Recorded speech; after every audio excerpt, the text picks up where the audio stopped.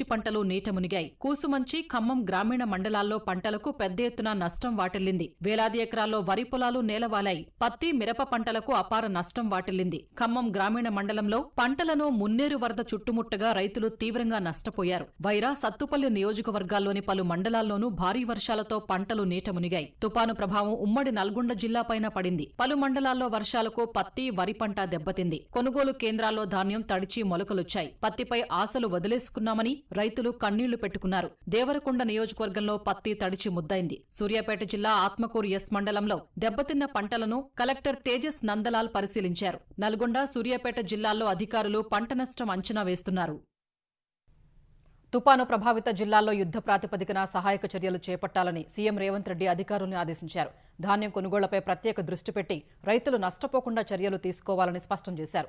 తుపాను ప్రభావం తీసుకోవాల్సిన సహాయక చర్యలపై అన్ని జిల్లాల కలెక్టర్లు, ఉన్నతాధికారులు, మంత్రులతో రేవంత్ రెడ్డి వీడియో కాన్ఫరెన్స్ నిర్వహించారు.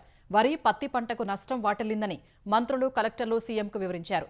ఉమ్మడి వరంగల్, నల్గొండ జిల్లాతో పాటు హుస్నాబాద్ నియోజకవర్గంలో నష్టం ఎక్కువగా ఉందని తెలిపారు.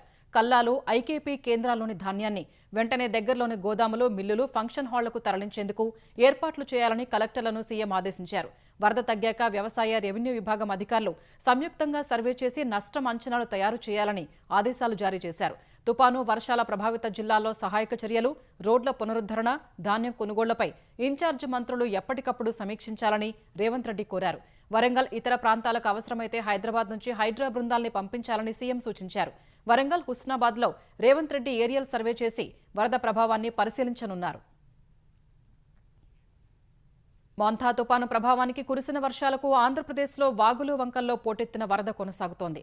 అనేక ప్రాంతాల్లో రోడ్లపైకి